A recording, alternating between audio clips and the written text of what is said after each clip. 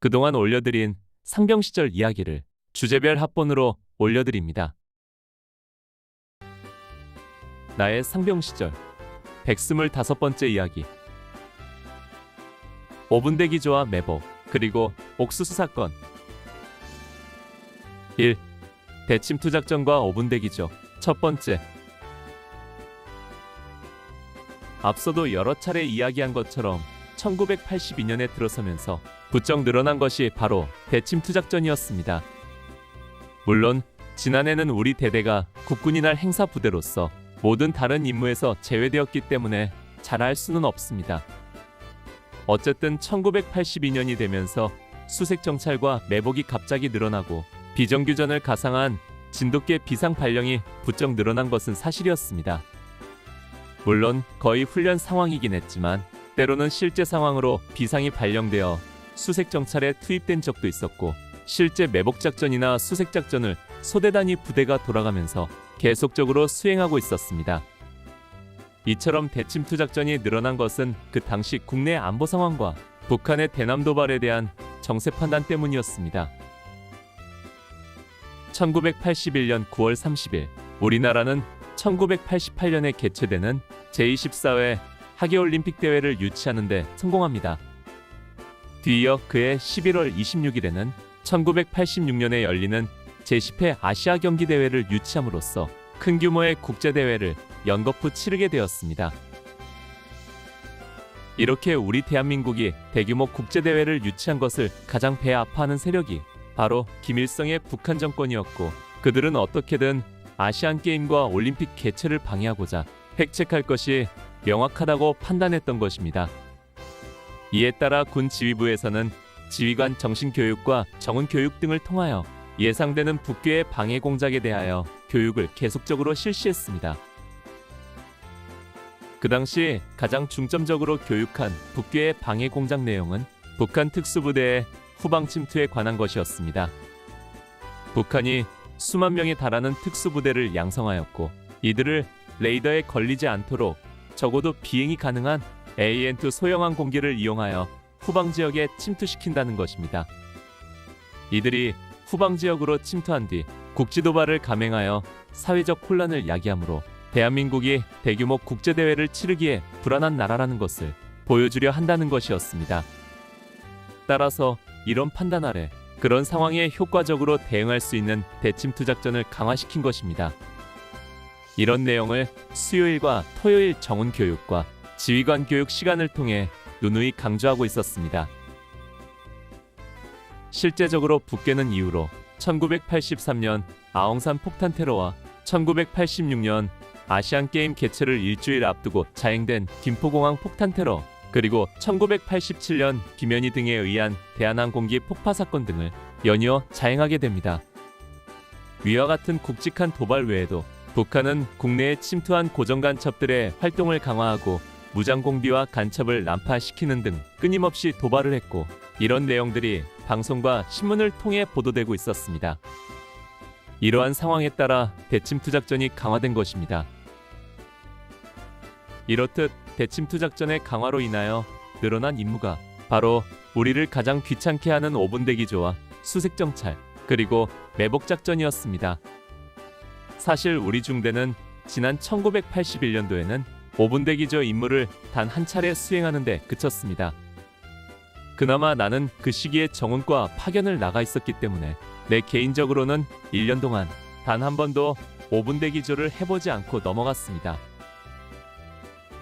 그것은 1981년에는 우리 부대가 5분 대기조를 수행할 시간이 없었기 때문입니다.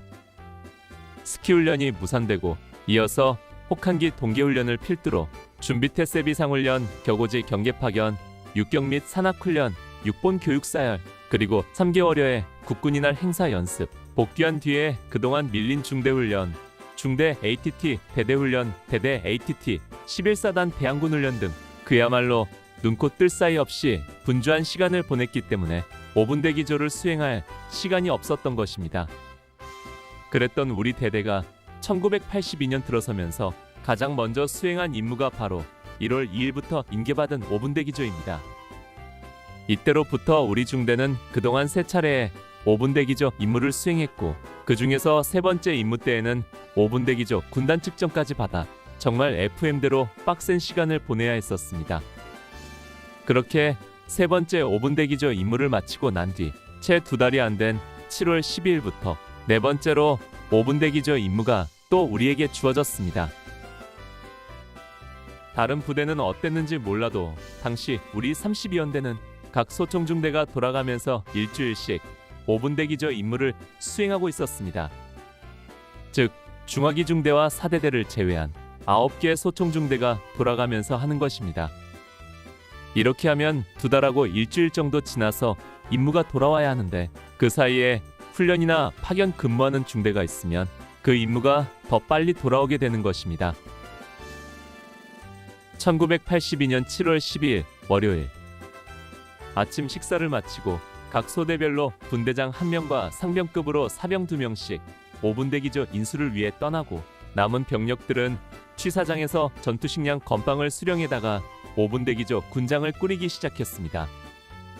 5분 대기조 군장은 판초 위에 식사 대용으로 쓸 전투식량 건빵 몇 봉을 넣고 둘둘 말아 양쪽 끝을 맞잡아 묶어 도너츠 모양으로 만듭니다.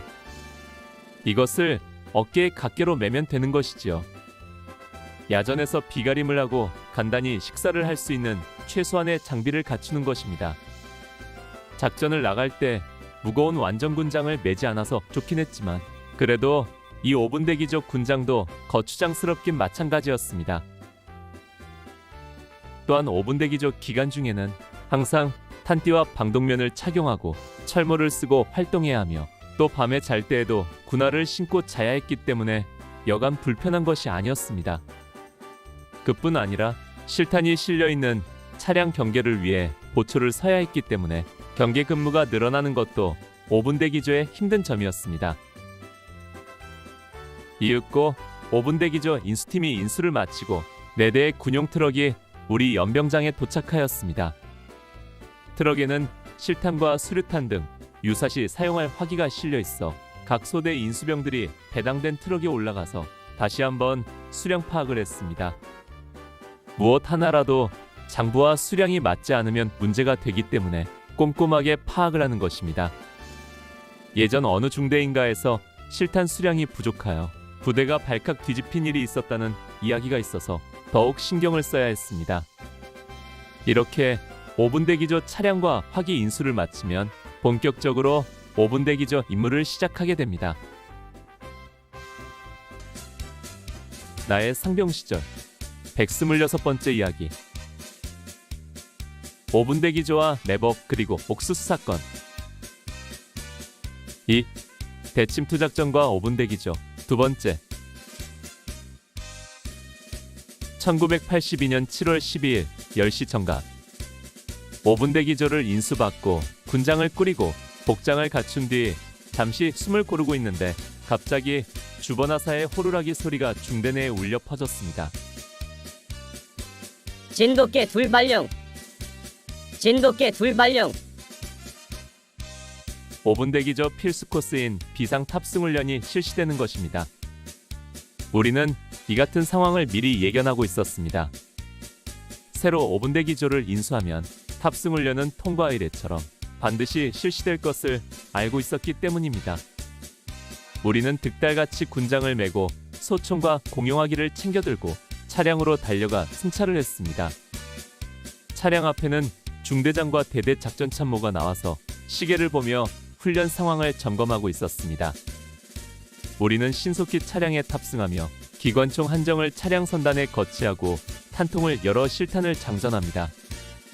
그리고 선임 분대장이 탑승 완료 보고를 합니다. 제 화기소대 차량 탑승 완료. 이렇듯 각 소대의 선임 분대장의 보고가 끝나면 실제로 전원 탑승했는지 소대별로 인원 파악을 실시하고 1차 탑승 훈련을 마쳤습니다. 이번 첫 번째 탑승 훈련은 이런 훈련이 있을 것임을 모두 알고 있었기 때문에 소대원 전체가 대기하고 있던 상황이었으므로 모두가 제 시간에 빠짐없이 참가할 수 있었지만 일주일 내내 이렇게 완벽할 순 없었습니다. 때로는 제 시간에 탑승하지 못하거나 또는 PX나 화장실에 가는 등 유동 병력이 있어 미참자가 있을 경우에는 소대원이 단체로 기합을 받거나 심하면 목봉체조를 하는 경우도 있었습니다. 그러나 이번 5분 대기조는 지난번에 비해 수월하게 지날 수 있었습니다. 지난번 5분 대기조는 군단 측정이라는 엄중한 과업이 있어서 항상 긴장하고 교육과 출동 훈련도 많았었습니다. 그에 비해 이번에는 첫날 수색정찰 이론 교육과 화요일에 수색정찰에 이은 매복, 그리고 금요일에 진돗개 비상발령에 이은 대침투작전 출동으로 밤 12시까지 공리 일대를 수색정찰한 것 외에는 별다른 상황은 없었습니다. 지난번 5분 대기조 군단 측정 때와 비교하면 한량하기 그지없는 5분 대기조였습니다. 그뿐 아니라 17일은 제헌절로 휴일이라 소대 대항 중대 자체체육대회를 실시했습니다. 이 대회에서 우리 화기소대는 축구 1등과 배구 2등을 하여 종합 1위를 하는 성과도 있었습니다. 5분 대기조가 단독 군장을 벗고 체육대회를 한 것도 이례적이었습니다. 휴일이기 때문에 실제 상황이 발생하지 않는 한 출동이 없을 것이라는 확신이 있었기 때문이었겠지요. 그런데 이번 5분 대기조 기간 중에 우리 소대에서 쉬쉬할 일이 벌어졌습니다. 좀 불미스러운 일인데 사실 이 일은 내가 직접 겪은 것은 아니고 나중에 소대원에게 들은 이야기입니다. 그러니까 우리가 5분 대기조 임무를 인수받은 다음 날인 7월 13일 화요일이었습니다. 이날 우리 소대는 5분 대기조임에도 차량을 이용하지 않고 낮에 수색 정찰을 하고 곧이어 밤에는 매복에 투입되었습니다. 모든 소대원들이 아침에 출발해서 종일 수색 정찰을 하고 야간에는 목진지에 투입되어 매복까지 하고 돌아오는 실제 작전이었습니다. 그런데 나는 이날 수색 정찰과 매복 임무에서 제외되었습니다. 그 이유는 당시 내가 소대 정원병 임무를 맡고 있었는데 마침 대대 정원과에서 통일의 노래 가창 교육을 받으라고 해서 거기 참가를 했기 때문이었습니다. 그 당시 각 소대에 소대 정원병을 한 명씩 정해두고 있었습니다. 본연의 임무를 수행하면서 부가적인 업무를 수행하는 직책입니다. 소대 정원병이 해야 할 가장 큰 업무는 매일 소대로 배달되는 전후신문을 철해두는 일이었습니다. 전후신문을 하루도 빠짐없이 순서대로 스크랩하는 것이 주요 업무였고 간혹 중대에서 점검도 했으므로 소홀히 할 수 없었습니다. 그 다음으로는 소대에 비치된 도서들을 관리하는 업무였습니다. 각 소대에는 수십 권 이상의 비치 도서들이 있었습니다. 주로 종교서적과 국방부에서 발간한 정신교육용 도서들로 읽을 만한 책은 거의 없었으나 이 또한 도서 목록을 만들어 관리를 했습니다. 이 밖에도 대대나 연대 정원과에서 실시하는 교육을 받거나 내려오는 전달 사항을 전달하는 등 해야 할 일들이 꽤 있었습니다. 이날도 소대 정원병들에게 새롭게 보급되는 군가를 배워서 소대원들에게 가르치라는 업무가 주어진 것입니다. 이 당시 통일에 대한 의식을 고취시키기 위해 통일의 노래를 새로 만들어 보급하고 있었습니다. 이 군가를 빨리 보급시키기 위해 소대 정원병들에게 가창 교육을 시켜서 수요일인 다음날 정훈 시간에 소대원들에게 가르치도록 한 것입니다. 다른 소대원들이 수색 정찰과 매복 장비를 챙겨 출발하는 것을 보며 나는 내무반에 남아있다가 다른 소대 정원병들과 함께 대대정원과로 가서 통일의 노래를 배웠습니다. 이날 배운 통일의 노래는 이은상 작사 김동진 작곡의 바라보라 남북강산 정든 내 초국 한핏줄 한결에 나라도 하나로 시작되는 노래였습니다. 그러나 지금은 가사는 적어 놓은 것이 있는데 어떤 곡이었는지 멜로디는 도저히 생각이 안 납니다. 아무튼 나는 이날 통일의 노래 가창 교육을 받고 오후에는 다른 업무 없이 휴식하다가 밤에는 소대 내무반에서 혼자 잤습니다. 우리 소대는 수색 정찰과 매복을 위해 출동했으므로 나는 중대 내에서 없는 사람이나 다름없었습니다. 그래서 나는 마음 편하게 아무도 없는 소대 내무반에서 일찌감치 등화관제를 내리고 소대 내무반 문을 안에서 걸어 잠그고 잠자리에 들었습니다. 5분 대기조 임무를 수행하는 날에 일석점호도 없이 그렇게 혼자서 잠자리에 들기는 처음 일이었습니다. 그렇게 누워 생각하니 아침부터 나가서 수색 정찰을 하고 또 밤새도록 매복을 서고 있을 소대원들에게 미안한 생각이 들었습니다.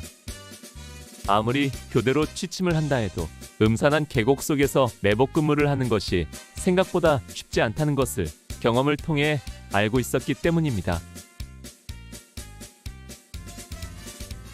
나의 상병 시절 127번째 이야기. 5분 대기조와 매복 그리고 옥수수 사건. 3. 잊을 수 없는 옥수수 이야기. 첫 번째. 1982년 7월 14일 수요일. 전날 오전에 수색 정찰을 떠났던 우리 소대원들이 종일 수색 정찰을 하고 야간에는 매복 작전까지 수행한 뒤 자대에 복귀한 것은 오전 9시가 넘어서였습니다. 어제 아침 8시에 수색 정찰을 나갔던 그들이니 만 25시간 만에 자대에 복귀한 것입니다. 내무반에 홀로 남아있었던 나는 그들이 복귀하면 곧바로 잠을 잘 수 있도록 매트리스와 모포를 깔아놓고 있었습니다. 만 하루 만에 돌아온 소대원들은 모두 지친 모습이 역력했고 표정에는 웃음 하나 없이 조금은 어두워 보였습니다. 소대를 인솔했던 소대장 겸 선임하사인 방중사도 어둡기는 매 한 가지였습니다. 모두들 묵묵히 내무반에 들어와 옷을 갈아입고 씻고 오전 동안은 취침을 한 뒤 다시 5분 대기 복장을 갖추고 일상의 생활로 돌아왔지만 그 누구도 유쾌해 보이지 않았습니다. 나는 그들을 보면서 분위기가 이상하다는 느낌을 받았습니다. 그들의 표정이나 행동이 그냥 피곤해서 그런 것 같지 않았기 때문입니다. 그래서 나는 내 탄약수인 허아묵의 이병을 조용히 불러내어 물어보았습니다. 팀 스피리트 훈련 직후에 소대로 전입 와서 내 직속 탄약수로 배속된 허이병은 성실하고 과묵하게 맡은 바 업무에 충실한 사람이었습니다. 야, 사실대로 말해. 어젯밤에 무슨 일이 있었지? 아닙니다. 그냥 아니라고 했지만 무슨 말인가를 할 것처럼 말꼬리를 흐렸습니다. 그래서 재차 물었습니다. 뭐야? 사실대로 얘기해봐. 무슨 일인지 나도 알아야 할 것 아냐? 몇 번 다그치고 난 뒤에 그가 털어놓은 이야기는 다음과 같은 것이었습니다. 어제 석현리 지역 수색 정찰을 마치고 곧바로 이동하여 소양호를 따라 몇 시간을 더 가서 어느 마을 뒷산으로 들어가서 매복에 들어갔다고 합니다. 그의 이야기를 종합해보면 수인이쯤 되는 곳 같았습니다. 그들은 오전 동안 수색 정찰을 마치고 지참해온 밥을 먹은 뒤 조금 쉬었다가 매복지로 이동을 시작했답니다. 그리고 이동하면서 저녁 식사로 나온 전투식량 건빵을 꺼내 씹으며 저녁 식사를 대신했습니다. 석현리에서 수일리는 3시간 가까이 걸어가야 할 거리였고 그 도중에는 민가나 가게가 없어서 간식 같은 것을 사서 먹을 곳이 없었습니다. 그렇게 길에서 건빵으로 저녁을 때운 그들이 매복지에 도착했을 때는 몹시 배가 고파서 정말 눈에 보이는 것이 없을 정도였다고 합니다.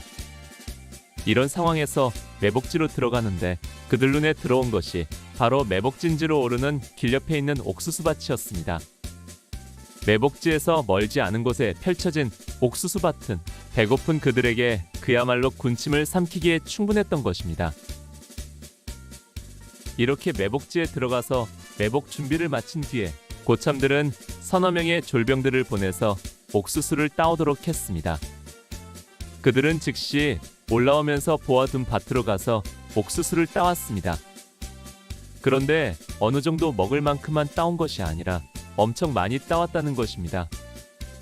허이병의 표현을 빌리면 군복 상의를 벗어서 단추를 채우고 목 부분을 묶어 자루처럼 만들어 몇 자루를 따왔고 밤새 먹고도 남은 것이 더 많을 정도였다고 합니다. 아무튼 소대원들은 따온 옥수수를 철모에 넣고 쪄서 실컷 먹었답니다. 배가 고파서 그랬다지만 선임하사까지 있는 상황에서 매복을 나가 불을 피우고 옥수수를 쪄 먹었다는 것이 이해가 되지 않았습니다. 그러나 한편 생각하니 내가 그 자리에 있었어도 상황이 크게 달라지지는 않았을 것이라는 생각이 들었습니다.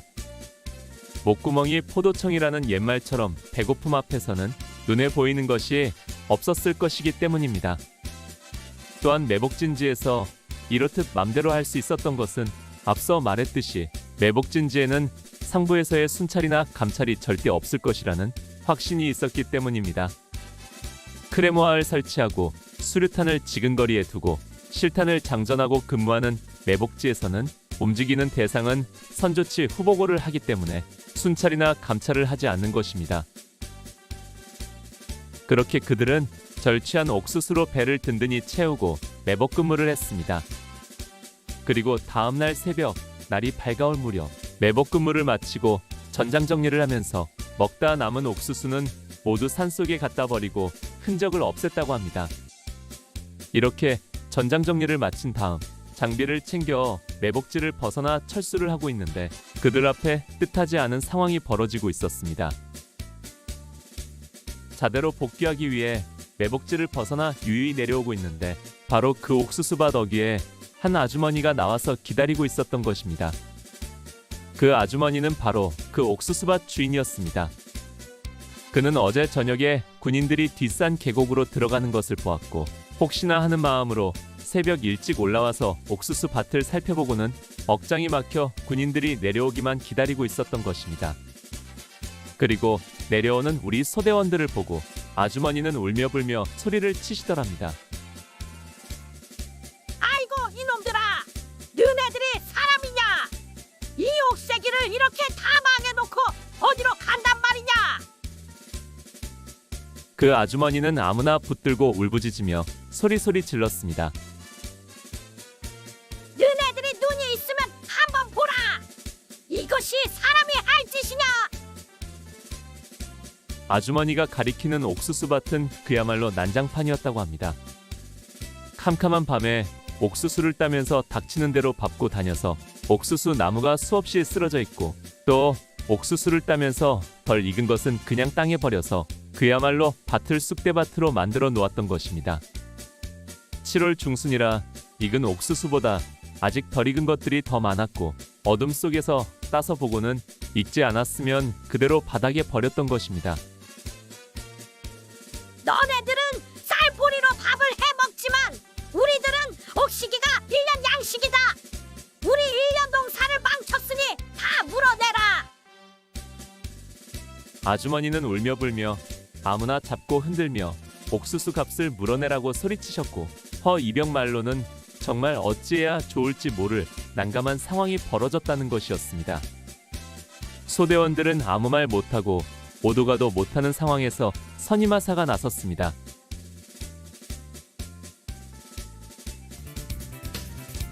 나의 상병 시절 128번째 이야기. 5분 대기조와 매복 그리고 옥수수 사건. 4.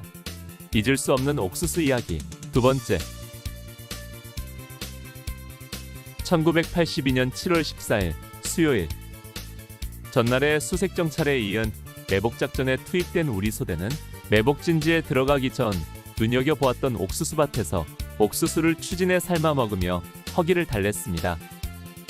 그리고 새벽 미명에 매복지에서 철수에 내려오는데 그 옥수수밭 어귀에 밭주인이신 아주머니께서 나와 계시다가 소대원들을 보자 울부짖으며 옥수수 값을 물어내라고 소리치셨습니다. 이날 나는 수색정찰과 매복작전에 소대 정은병 업무로 인해 참가하지 못했고 이날의 상황은 내 탄약수인 허아묵의 이병을 통해 상세히 듣게 되었습니다. 허이병이 들려준 그날의 상황은 계속됩니다. 아주머니가 울고불고 소리치며 자기 밭을 가리키는데 보니까 옥수수 밭이 난장판이 되어 있더랍니다. 어둠 속에서 급히 옥수수를 따느라 옥수수대가 밟혀 쓰러지고 제대로 익지 않은 옥수수는 따서 버리는 등 난장판을 만들어 놓은 것입니다. 아주머니는 이 사람 저 사람을 붙들고 소리쳤고 소대원들은 어찌할 바 모르고 엉거주춤 있을 수밖에 없었답니다. 이때 선임하사 방중사가 나섰습니다. 그는 아주머니를 붙들고 이야기를 하면서 한편으로는 손짓으로 소대원들을 먼저 가도록 하더랍니다. 그래서 소대원들은 선임하사만 남겨두고 거의 뛰다시피 마을을 지나 1시간여를 와서 소양호변 길에서 걸음을 멈추고 선임하사가 오기를 기다렸습니다. 모두들 뜻하지 않은 상황에 걱정과 긴장으로 누구 하나 말하는 사람도 없었습니다. 무거운 침묵 속에 선임하사만 기다릴 뿐이었습니다. 선임하사는 30여 분 뒤에 헐레벌떡 달려왔습니다. 고참 중 하나가 그에게 물어보았습니다. 선임하사님, 어떻게 되었습니까? 야, 말 마라. 나 죽다 살아왔다. 그 아줌니가 내 멱살 잡고 울고불고 하면서 옥수수값 물어내라고 어찌나 소리 지르던지 내가 그 아줌마 달래느라고 싹싹 빌었다. 그래서 어떻게 되었습니까? 옥수수값 물어주기로 했습니까? 야, 옥수수값을 100만 원이나 물어달라는데 어떻게 물어준다고 하냐? 그냥 미안하다고 하면서 군인들이 돈이 어디 있느냐고 사정을 했지. 어제 작전을 뛰느라 아무것도 못 먹고 배가 고파 그랬다고 사정사정하며 달랬지. 고생하는 자식 같은 군인들 생각 좀 해달라고 30분 넘게 사정했더니 좀 가라앉더라고. 그래서 뒤도 안 돌아보고 뛰어왔어. 그럼 옥수수 값을 안 물어줘도 됩니까? 혹시 문제가 안 생길까요? 그 아줌마가 신고하면 우린 모두 영창 가야겠지. 그렇다고 우리가 무슨 돈이 있어 물어주겠냐? 그렇다고 중대에 보고할 수도 없고 그냥 되는 대로 상황을 지켜봐야지. 아마도 아주머니께서는 속상한 마음에 당시로서는 엄청난 거금인 액수를 물어내라고 하신 것 같았습니다. 그 돈은 그 당시 선임하사의 5달치 월급을 몽땅 모아야 할 금액이었습니다. 아무튼 상황이 그렇게 돼서 모두들 걱정스런 마음을 안고 시무룩한 상태로 자대에 돌아왔던 것입니다. 그들의 걱정대로 만약에 그 아주머니가 경찰이나 군부대에 신고만 하면 우리 소대원들은 모두가 영창이나 최소한 군기 교육대로 직행해야 할 사안이었습니다. 그날 그 지역으로 매복작전 들어간 부대는 대한민국에서 우리 소대가 유일한 부대이기 때문에 이는 빼도 박도 못할 상황이었던 것입니다. 나는 허 이병의 이야기를 들으며 참으로 기가 막혀 뭐라 말이 나오지 않았습니다. 우리 중대가 중대 자유훈련을 나가서 마늘 밭을 초토화시키는 바람에 1시간 이상 철모의 원산폭격 기합을 받은 것이 겨우 한 달 전의 일이었습니다. 그때 그토록 당했는데도 또다시 가서 농사를 망치고 돌아왔다는 것이 믿기지 않았습니다. 나 역시 농부의 아들이었고 그 누구보다도 농민들의 아픔을 아는 사람이었기에 그 아주머니의 절규가 귀에 생생히 들려오는 것 같았습니다. 그러나 한편 생각해보면 앞서 이야기한 것처럼 내가 그 자리에 있었어도 상황은 크게 달라지지 않았을 것입니다. 내가 양심상 직접 그 일에 참여는 안 했을지라도 그 일을 하지 못하도록 막을 힘은 없기 때문입니다. 내가 졸병이었다면 절취해온 당사자였을 것이고 또 고참이라도 절취해온 그것을 먹는 일에는 함께 동참했을 것입니다. 그 당시 우리 군인들은 민간인들의 농작물을 슬쩍 서리에 먹는 것을 당연스레 생각했고 농부들도 어느 정도 용인하는 것이 현실이었습니다. 군대 생활은 곧 배고픔의 시간이라는 인식이 누구에게나 있었고 그런 배고픈 병사들이 농작물을 조금 절취해 먹는다고 나무라는 농부들은 거의 없었던 것입니다. 그러나 농작물을 표시 안 나게 조금씩 따서 먹는 것과 돌이킬 수 없을 정도로 훼손시켜 피해를 주는 것과는 차원이 다릅니다. 이는 어떠한 변명으로도 용납될 수 없는 것이었고 범죄 행위였습니다. 그러나 이 일은 그 뒤로 별다른 후유증 없이 마무리되었습니다. 선임하사의 읍소가 효과가 있었던지 그 아주머니가 고생하는 군인들에 대한 자애로운 마음이 생겨서인지 아무튼 신고하지 않은 것 같았고 그 뒤로도 문제가 발생하지는 않고 넘어간 것입니다. 아마 지금 같으면 엄청난 후폭풍이 밀어닥쳤을 것입니다. 그런데 이날의 이 사건은 내가 직접 겪지 않았지만 그 상황이 내게 큰 충격으로 다가왔습니다. 때문에 그 후로는 옥수수에 대한 입맛이 사라졌습니다. 일시적인 현상이 아니라 군에서 전역한 이후에도 20여 년 정도는 옥수수를 전혀 먹지 않았고 지금도 그리 즐겨 먹지 않고 있습니다. 어렸을 때는 즐겨 먹던 옥수수인데 아무튼 그 당시 받은 마음의 충격이 무척 컸던 것 같습니다. 이렇듯 우여곡절을 겪은 5분 대기전은 1982년 6월 18일에 다른 중대의 인계의 줌으로 끝났습니다. 그리 힘들지 않게 5분 대기저 임무를 수행했지만 내 마음속에는 가슴 아픈 추억으로 오랫동안 잊을 수 없는 시간이었습니다.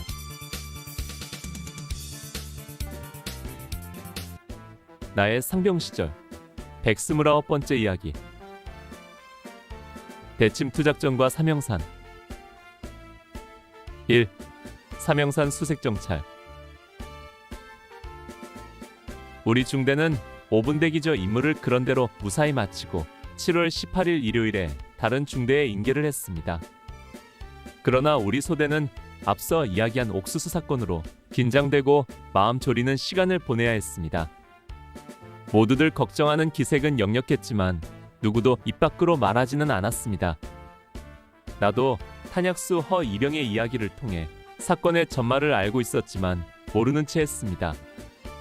그러나 며칠이 지나면서 아무 일이 없자 모두들 안심하기 시작했고 언제 걱정했나 싶게 모두들 본래의 활기를 되찾았습니다. 그 아주머니께서 사건을 확대시키지 않으시고 그냥 덮고 가시기로 한 것 같았습니다. 앞서 말한 것처럼 제헌절이자 토요일인 7월 17일에는 중대 체육대회를 했습니다. 5분 대기조였지만 휴일이기 때문에 실제 상황만 발생하지 않으면 출동이 없으리라는 판단에 따라 중대장이 융통성을 보여준 것입니다. 축구와 배구 등 두 종목만 했고 그 결과 우리 화기소대가 종합 1위를 해서 사기를 높였습니다. 아무래도 화기소대원들이 덩치가 크고 힘이 세다 보니 군대 체육대회에서 유리한 점이 있었던 것입니다. 그 다음 주 월요일인 19일에는 한강리 냇가로 나가 하루 종일 자갈 채취 작업을 했습니다. 우리 부대 바로 뒤쪽 봉화산에 위치한 태풍 사격장에 자동화 타켓을 설치하고 그 지휘 벙커를 만들기 위한 작업이 곧 시작된다는 소문이 있었습니다. 바로 그 벙커 작업을 위한 콘크리트 타설용 자갈을 채취하는 것이었습니다.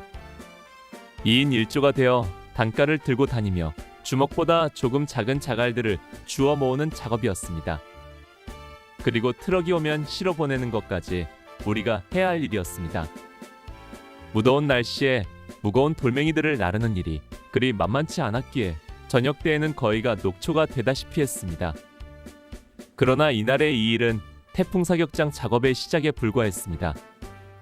이후 8월과 9월에 걸쳐 대대적인 태풍 사격장 작업에 동원되었고 그 이야기는 차차 나누도록 하겠습니다. 5분 대기조 임무가 끝나고도 대침투 작전은 계속되었습니다.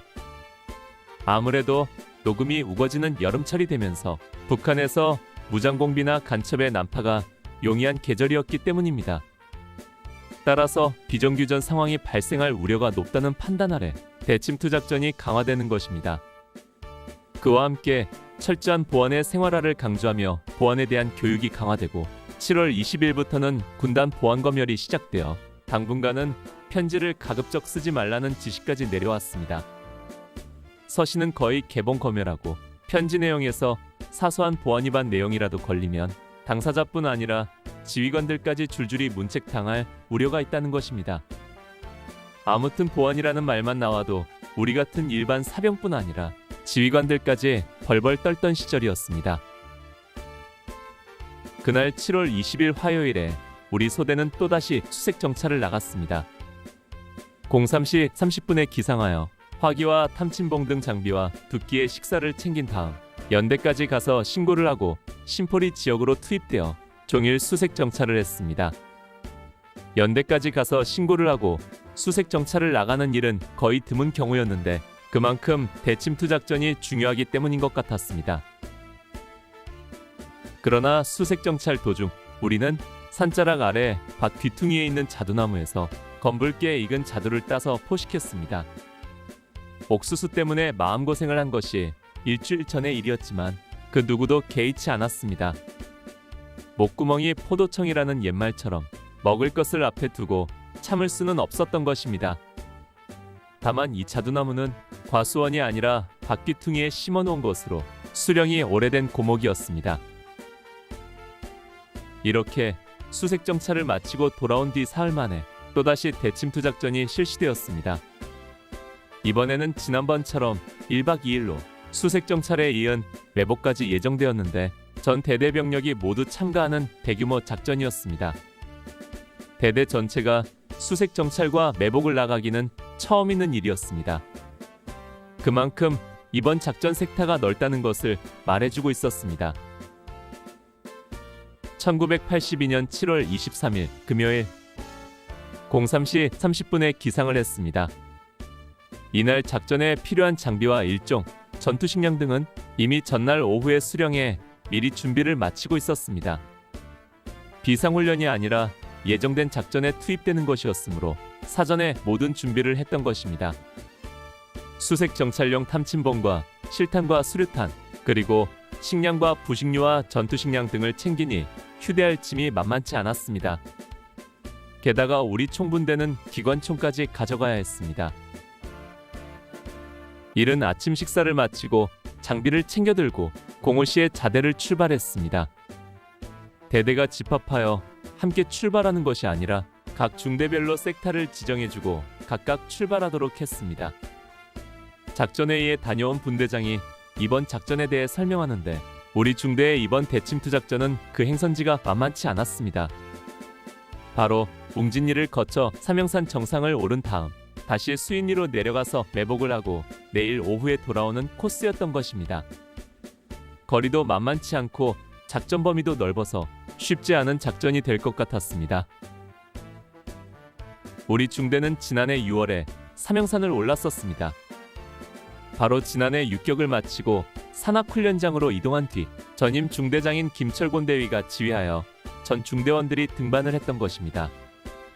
그 당시 줄바따의 후유증이 채 가시기도 전에 삼형산 등반을 했고 등반을 마치고 돌아온 그날 오후에 우리 중대는 6본 교육사열부대 임무를 부여받아 그 다음날 160km 대행군을 출발했던 아찔한 추억이 있습니다.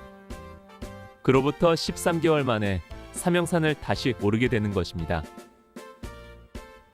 그 사이에 많은 후임병들이 들어와서 우리 소대에서도 삼형산을 처음 오르는 병력이 절반 정도 되었습니다. 경험이 적은 병력이 많은 것도 문제였지만 그보다 더 큰 걱정은 작년에는 소총만 휴대하고 단출한 차림으로 올랐는데 이번에는 개구리 군장에 주부식에 작전 장비에 기관총까지 들고 올라가야 한다는 것입니다. 그나마 다행인 것은 포분대가 박격포를 휴대하지 않아 그들도 기관총을 교대로 메어줄 수 있다는 것 정도였습니다. 나의 상병 시절 130번째 이야기. 대침투 작전과 삼형산. 박이병. 첫 번째.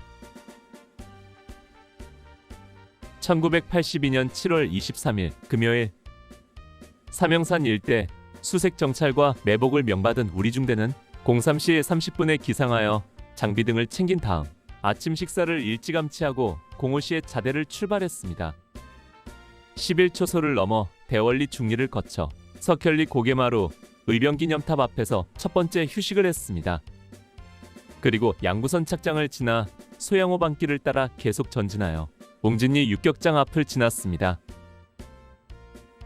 소양호에는 춘천 소양댐 선착장과 양구 선착장을 오가는 여객선이 유유히 지나고 있었습니다. 나는 그 여객선을 바라보면서 그 안에 앉아있을 민간인들이 너무도 부러웠습니다. 시원한 강바람 속에 멋진 산야 풍경을 감상하며 여유롭게 가고 있을 그들과 7월 염천에 비오듯 땀을 쏟으며 걸어가는 우리들의 모습이 극명하게 대비되었습니다. 나도 언제나 저들처럼 자유롭게 유람선을 타고 소양호를 건널 것인가. 아직도 1년 넘게 남은 군대 생활이 요원하기만 했습니다. 우리는 하염없이 소양호 꼬부랑길을 따라 4시간을 행군하여 웅진리 마을 입구에 다다랐습니다. 거기서 우리는 산악훈련장 쪽으로 올라가기 시작했습니다. 얼마 전 3주 동안 머물렀던 곳이라 모든 풍경이 눈에 익었습니다. 아침마다 산악구보와 태권도를 하기 위해 오갔던 비탈길과 태권도를 하면서 함성 소리가 우렁차게 들렸던 웅진분교가 이제는 다정스럽게 느껴졌습니다. 오전 10시 우리는 선정사 못 미쳐 산악훈련장 앞에 도착했습니다. 이제부터는 본격적인 산행이 시작되는 지점입니다. 이미 4시간 넘게 행군을 한 우리들은 충분히 휴식을 취하고 수통에 물을 가득 채운 다음 산악행군을 시작했습니다. 나는 1년 전에 삼형산 정상에 올라간 경험이 있기 때문에 행군 시간이 그리 오래 걸리지 않는 코스라는 것을 알고 있었습니다. 삼형산은 해발 1198m로 주변에서 가장 높은 산이었지만 선정사 지점에서 2시간 남짓이면 정상에 다다를 수 있었기 때문입니다. 물론 급경사 구간도 있고 계속 오르막 행로이기 때문에 쉽지는 않겠지만 산악을 주무대로 훈련하는 우리들에게 그 정도는 그리 걱정할 것은 아니라고 생각했습니다. 다만 그 당시는 등산로가 조성되어 있지 않았기 때문에 자열림을 헤치고 행군해야 한다는 것이 난제였습니다. 휴식을 마치고 본격적으로 산악행군을 시작했습니다. 초반에는 그런대로 올라갔는데 급경사가 시작되면서 금방 우려가 현실로 다가왔습니다. 지난해 올랐던 코스로 올라가는데 길도 없는 데다 수목이 우거진 곳이 많아서 전진하기가 쉽지 않은 것입니다. 거기에 지난해에는 소총만 소지한 단독 군장으로 단출한 복장이었는데 올해는 개구리 군장의 식량을 지참하고 기관총과 부수기자재 그리고 실탄까지 소지하다 보니 여러모로 거추장스러운 점이 많았습니다. 정말이지 기관총은 산악행군에서 참으로 애물단지였습니다. 어깨에 걸터매고 올라가는데 그 무게도 만만치 않고 또 나뭇가지마다 걸려서 전진하는데 애로사항이 많았던 것입니다. 미군들은 힘이 좋아서 M60 기관총을 앞에 총 자세로 들고 다닌다는데 아무래도 체구도 작고 힘도 약한 우리들이 들고 다니기에는 체형적으로 맞지 않은 총 같았습니다. 그나마 다행스럽게도 포분대가 박격포를 지참하지 않아서 포분대원들과 서로 힘을 합하여 교대로 총을 메고 산을 오르고 있었습니다. 포분대 2포 탄약수로 바가묵에 이병이 있었습니다. 1982년 5월 군번으로 이제 막 전입 온 따끈따끈한 신병이었습니다. 경상도 합천 출신으로 얼굴이 검고 단단하게 생긴 친구였는데 평소에 말수도 적고 착실하여 맡은 일을 잘 감당하는 후임병이었습니다. 그런데 이 박이병이 산악행군을 시작하고 나서부터 헐떡거리기 시작하더니 점점 힘들어하는 표정이 역력했습니다. 이제 갓 전입 온 신병으로서 처음 해보는 산악행군이 힘겨운 것 같았습니다. 그렇게 1시간 가까이 서로 기관총을 교대하며 산을 올랐고 박이병 차례가 되어 그에게 기관총을 맡겼습니다. 그런데 그는 총을 받아들고 5분도 채 가지 못하고 완전히 퍼져버리고 말았습니다. 검은 얼굴이 하얗게 변하고 숨을 거칠게 몰아쉬면서 주저앉아 버린 것입니다. 평상시에 과묵하고 성실하게 움직이던 그의 모습은 찾아볼 수 없었습니다. 우리는 어찌해야 할지 몰라 난감해하고 있는데 포분대의 호랑이 같은 고참 김아무개 병장과 양아무개 병장이 달려와서 그에게 호통을 쳤습니다. 야 박아무개 일어나 똑바로 서 그리고 기관총 들어 지금부터 기관총 말뚝으로 메고 끝까지 올라가는 거야. 만약에 낙오하면 너는 죽어. 그리고는 두 병장은 우리들에게 외쳤습니다. 누구도 이 자식 도와주지 마. 기관총 받아주지 말고 말뚝으로 끝까지 메고 가라고 해. 이 자식 여기서 낙오하면 군대 생활 못해. 알았냐? 양 병장과 김 병장은 이때 저녁이 한 달여밖에 남지 않은 말년이었습니다. 그런 소대 왕고참의 호통소리는 그 누구도 거부하지 못할 힘이 있었습니다. 왕고참들의 호통소리에 정신이 들었는지 박이병은 다시 일어나 기관총을 어깨에 메고 산을 오르기 시작했습니다. 아무도 박이병을 도와줄 엄두를 내지 못했고 박이병 역시 거부하지 못할 위험 앞에 정신력을 발휘하여 한 걸음 두 걸음 나아가고 있었습니다. 그러나 그것도 얼마 가지 못했습니다. 잠시 후 다시 박이병은 주저앉았고 고참들이 윽박지르며 소리치자 겨우 다시 일어났습니다. 그러나 나중에는 자기 스스로 일어나지 못할 정도까지 되었습니다. 그의 모습은 말 그대로 파김치처럼 축 늘어져 있었습니다. 핏기가 하나도 없는 얼굴에 땀은 비오듯 쏟고 숨은 할딱거렸습니다. 기관총은커녕 자기 몸 하나도 끌고 올라가지 못할 것 같았습니다. 그렇게 퍼져버린 그를 여러 사람이 옆에서 그를 부축하며 일으켜 세웠고 끌고 밀며 올라가기 시작했습니다. 그 상황에서도 왕고참들의 엄명에 그는 기관총을 어깨에 걸쳐 메고 가야 했습니다. 그렇게 다른 소대원들과 고참들이 그를 잡아 끌고 밀며 쓰러지면 다시 일으켜 세워 올라가기를 몇 차례 반복했습니다. 나의 상병 시절 131번째 이야기. 대침투 작전과 사명산. 3. 박이병. 두 번째. 1982년 7월 23일 금요일. 이틀에 걸쳐 사명산과 그 일대에 수색정찰 및 매복작전 임무를 받은 우리 중대는 새벽 5시에 자대를 출발하여 웅진리 선정사 뒤쪽에서 사명산 등정을 시작했습니다. 우리들은 개구리 군장이라고 부르던 대침투 작전용 군장을 메고 식량과 기관총과 실탄 등 화기류를 지참하고 숲이 우거진 산악을 오르려니 쉽지 않은 산악행군이었습니다. 그 당시 사명산은 등산로 같은 길은 전혀 없었고 그냥 자연임 상태의 숲속이었습니다. 이런 숲속에서 기관총을 어깨에 걸터매고 급경사 산을 오른다는 것이 쉽지만은 않았던 것입니다. 그래도 이번 사명산 수색정찰에서 포분대가 박격포를 지참하지 않았기 때문에 그들이 기관총을 교대해 주기로 했습니다. 우리 총분대로서는 그나마 다행이었지요. 그렇게 서로 힘을 합하며 1시간 정도 산을 오르고 포분대 탄약수인 박아무개 이병에게 기관총을 맡기면서 생각지 않은 상황이 벌어졌습니다. 산악행군을 시작하면서부터 힘들어하던 그가 기관총을 메고 얼마 가지 못해 퍼져버리고 만 것입니다. 사실 자기 혼자 몸을 이끌고 오르기도 쉽지 않은 산악행군에서 추가로 10kg이 넘는 기관총을 메고 올라간다는 것이 쉽지 않은 일이었습니다. 군장 10kg과 기관총 10kg은 차원이 달랐습니다. 군장은 등에 짊어지면 되지만 기관총은 어깨에 걸터매고 한 손으로 양각대 다리를 잡고 가야 하기 때문입니다. 이런 자세로 급경사 산비탈을 올라가는 것이 쉽지는 않았습니다. 그러나 아무리 그렇다 해도 군기 빼면 남을 게 하나 없는 노도부대 이등병이 나고한다는 것은 있을 수 없는 일이었습니다. 그러나 박이병의 체력은 바닥을 보였고 마침내 더 이상 못 가겠는 듯이 산자락을 의지해서 누워버렸습니다. 소대 왕고참인 김병장과 양병장이 다시 다가와서 소리 지르며 윽박질렀지만 박이병은 다시 일어날 엄두를 못 내고 있었습니다. 그는 키는 그리 크지 않았지만 다부진 몸매였고 평소에 피부가 거무스름해서 더욱 단단해 보이는 인상이었습니다.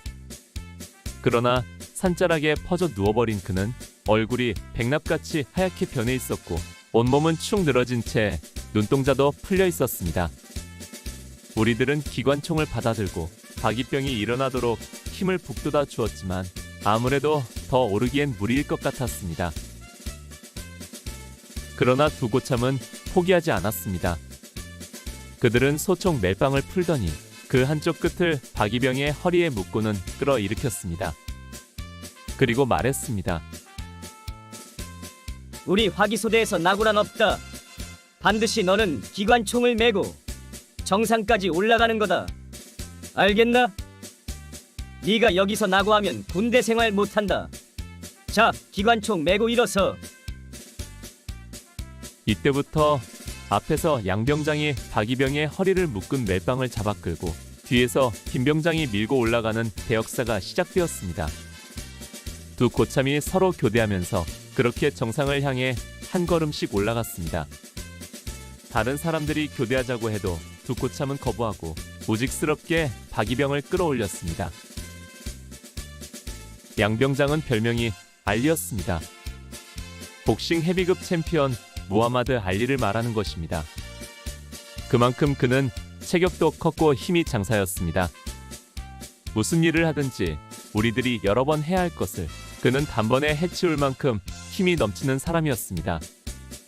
김병장 역시도 그에 못지않게 강골이었는데 그 두 사람이 힘을 합쳐 박일병을 끌어올리고 있는 것입니다. 정말 엄청난 역사였습니다. 혼자 올라가기에도 힘이 붙이는 상황에서 한 사람은 앞에서 끌고 또 한 사람은 뒤에서 밀면서 기관총을 어깨에 맨 박이병을 끌고 험준한 산자락을 올라갔습니다. 게다가 때는 가장 무더운 7월이었습니다. 땀이 비오듯 쏟아지고 온몸이 땀에 젖어 푸른 군복이 검게 물들고 있었습니다. 참으로 그 누구도 엄두를 내지 못할 일이었습니다. 그렇게 1시간 넘게 그를 끌고 올라 마침내 사명산 정상에 도착했습니다. 산 정상에서 전투 식량으로 점심 식사를 하고 주변에 흩어져서 휴식하며 잠을 잤습니다. 박이병은 얼굴에 핏기가 하나 없이 하얗게 변해 있었고 숨은 턱에 닿도록 헐떡거렸습니다. 점심도 못 먹겠다는 것을 고참들이 윽박질러 겨우 물과 함께 건빵을 먹고는 나무근을 아래로 들어가 휴식을 했습니다. 14시 정각 다시 집합하여 인원 파악을 하고 수인리 방면으로 하산하기 시작했습니다. 나는 박이병이 걱정이 되어 그를 찾아보았습니다. 그런데 올라올 때 거의 실신 상태였던 박이병은 많이 회복되어 얼굴에 웃음이 돌아오고 얼굴빛도 본래의 검은빛이 회복되어 있었습니다. 2시간 가까운 휴식 시간이 그에게 기력을 보충할 수 있도록 해준 것 같았습니다. 정말 다행스러운 일이었습니다. 우리는 수인리 방면으로 하산을 시작했습니다. 하산하는 길은 그나마 쉬웠습니다. 1시간 좀 넘게 산비탈을 내려오니 수인리 마을 뒤쪽이었습니다. 박이병은 하산하는 길에서는 별 어려움 없이 잘 따라오더군요. 우리는 수인리 뒷산에서 지참한 일종으로 직접 취사해서 저녁 식사를 했습니다. 그리고 매복지를 할당받고 매복에 들어가서 정말 FM대로 매복을 실시했습니다. 중대가 모두 출동한 탓도 있었고 또 얼마 전 소대 매복에서의 옥수수 사건도 교훈이 되었을 것입니다. 다음 날인 7월 24일 새벽에 매복지에서 철수하여 마을 쪽으로 내려와 개울가에서 다시 직접 취사로 아침을 해먹었습니다. 그리고 이동을 시작하여 수인리 주변을 수색 정찰한 뒤 도로로 나와 옹진리를 거쳐 육격장 연병장에 10시쯤 도착했는데 잠시 후 점심 식사가 그곳으로 추진되어 왔습니다. 우리는 좀 이르게 점심을 먹은 다음 갈탄리 고개를 넘어 학조리로에서 대월리를 거쳐 11초소를 넘어 자대에 도착하니 13시였습니다. 이로써 힘들고 파란만장했던 1박 2일간의 대침투 작전이 끝났습니다. 그런데 이번 이야기의 주인공인 박이병은 이날 이후 정말 달라졌습니다. 나와는 이후 1년 이상을 함께 생활했는데 단 한 번도 낙오한 적이 없고 모든 일에 자신만만한 병사로 거듭났던 것입니다. 그뿐 아니라 내가 전역할 무렵에는 분대장 교육을 받고 포분대장으로 거듭나기 위해 하사관학교 입교가 예정되어 있었습니다. 아마 멋진 포분대장으로 군 생활을 마쳤을 것입니다. 겉모습과는 달리 순박하면서 미소가 아름다웠던 박이병. 지금은 예비역 육군 하사로 어디선가 열심히 잘 살고 있겠죠. 꽃을 좋아하고 나를 무척 따랐던 그 전우가 오늘따라 무척 보고 싶어집니다. 오늘 추억여행에 함께 해주셔서 감사합니다. 다음 이야기를 기대해 주시고 구독과 좋아요 부탁드립니다. 당백